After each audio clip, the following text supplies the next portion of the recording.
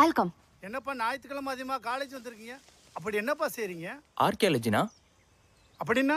அதான்டா அந்த மண்ணுக்குள்ள புதைஞ்சிருக்கிறதெல்லாம் கண்டுபிடிக்கிற படிப்பு. ஓ, அதுக்கு எதுக்குப்பா படிக்கணும்?